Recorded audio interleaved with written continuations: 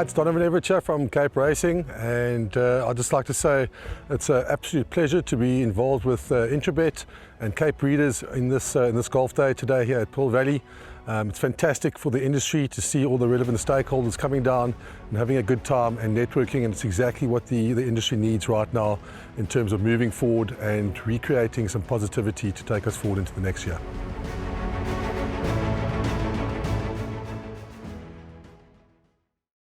The Grade 2 Durban Golden Horseshoe over 1,400 metres runs at 3 o'clock. It's the curtain raiser to the Hollywoodbets Durbanville, but it's an important curtain raiser at that. A good field go to post. We've seen a lot of the 2-year-olds stepping up against open company and beating them, so we'll get a lot more indication as to who the leaders are alongside Lucky Lad. We know him head and shoulders above the rest, but maybe there's something bubbling under to challenge him for an Equus Award. Well, if they are going to win an Equus Award, they need to win here and win on Gold Cup Day. There's an interview package leading up to race number 6. Look, she's beaten the colts twice, so yeah, look, it's not that I wanted to split the two fillies, but they have bumped each other and they've beaten each other before. But, you know, the draw is worth a few lengths at Greyville. So I put them in, you know, obviously Jewel nominated them and she drew better against the colts. And when I actually looked at the colts race, I thought, you know, maybe it might be an easier race. You know, we're not taking on Miss Getterex. And there's a couple of other really smart fillies. Sean Terry's colts obviously been put away for the mile, so that was quite nice, and it you know, made the race very open. If she brings her form where she beats the colts back, she'll be a runner. She's by Erupt again, should get the trip, although she's exceptionally quick. Striker Stratum gets a ride. He's a great judge of pace. I think from a favourable draw, if he can get switch off and switch on really quickly, like she can turn it on with that short Greyville straight, she's going to be very effective. Yes, I thought it was a very good, basically it was a comeback run because I eased off him after he won his maiden.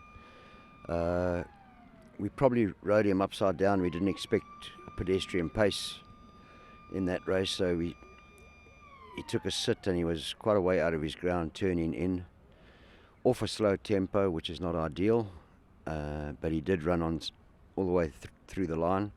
Had a bit of a blow after that race, and he certainly has progressed.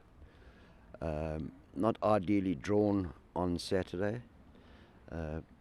If the race is run at a genuine speed early, it will allow. We will certainly ride him more positive. His work is top class. It's a whole different complexion of the race, with the favourite now being drawn deep after being drawn 1 at his last start and getting a cosy run in transit. I think he can be involved. Yeah, he's very well in himself, you know, but he's taking a huge step up, and unfortunately with a wider straw, it's not in his favour. But I think he's up to it, and I'm hoping that he runs into the money. His work has been terribly good at home. Unfortunately, we had to scratch him the other day and with a touch of colic, but he got through it well, and we're very hopeful. He's doing very well. He's a nice horse. With, you know, a draw to overcome. So the only betting move of note, according to Hollywoodbets in race number 6, is that number 13, Give Me Another Chance, from 5-2 into 18-10, which is hardly surprising because of the reputation he carries and how he's gone about his business since getting into the number 1 box. But D's, as we have a look at that field, it is not easy from that draw over 1,400 metres at Hollywoodbets Greyville. He's going to have a certain amount of ability. How much do you think he needs to step up from his last run? Because once he got to the front, he was wandering all over the place. He'll probably be more streetwise coming here for the second time, but this is still a different kettle of fish. I'm going to say this. I'm going to say he's a very exciting 3-year-old prospect. I think wherever Mike takes him, whether he goes back to Gauteng and aims him for the Cape season, brings him back next year for our champion season, whatever he does with him, he is a horse that is going to be a serious 3-year-old in what I saw his last start. Yep, you know, he's a horse that's just improving at the right rate, you know, after his first 2 starts. But the manner in which he's winning his races will have to keep you very interested. Good horses, very good young horses have been beaten from these poor draws. You know, it's not Mike's style to run horses from poor draws. He's got burnt a few times in the past, and he's made that decision that he's not going to. But this horse, he must have had a look at this race and possibly the sales race earlier on which horse to go, which race to go for. And he's decided to go for this race.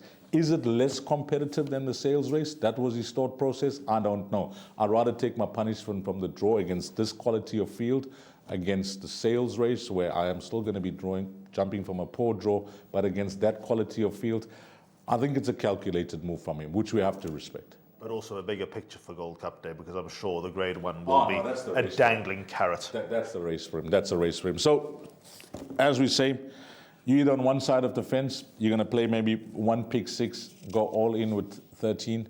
If he was drawn in the first 5, I mean, this is the obvious thing I'm saying. I would have banked this horse, Alistair. I'm still close to bankering him, to be honest. But then, if not him, who? Just an aside, there was an offer on the table for number 5, Guy Gibson, a substantial offer, which obviously is off the table for now. But a big run here, I'm sure we'll have the guys coming back. Good run, Hollywoodbets Scottsville finishing 3rd to Lucky Lad, Christoph Simeon on board. Where's the big danger to give me another chance? Because he is my other. No, it's a field. I can't choose. I mean, I can try to eliminate horses, but then my rule comes into place. You know my rule. More than half the field. Correct. I mean, if I can narrow it down to, like, 7 runners, if I can narrow it down to 7 runners, then I'm good. But if it's more than 7 runners, then it's the field for me. Yep. And another factor, like Keegan DeMillo, as we all know, is going to Hong Kong at the end of the season. He would like nothing more than to do a big favour on a big day for the connections that did so much for him, that really helped put him onto the map. Yes, there was a lot to do with Dean Canamere. Give Me Another Chance, of course, is trained by Michael de Kock. But for Kaya Stables, I'm sure that Keegan would absolutely love to go out with a bang on this horse on Hollywoodbets Durbanville Day. He is one of the picks on the card. 13, Give Me Another Chance. There are a lot of punters out there who will banker him in all bets.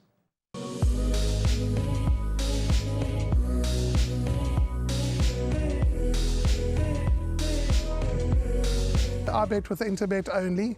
They're a fantastic site. I've never had any issues with them. They are very professional. There's never a problem. You deposit money, 2 seconds later it's in your account. You withdraw, which I do very occasionally, and I believe it's also 2 seconds it's in your account.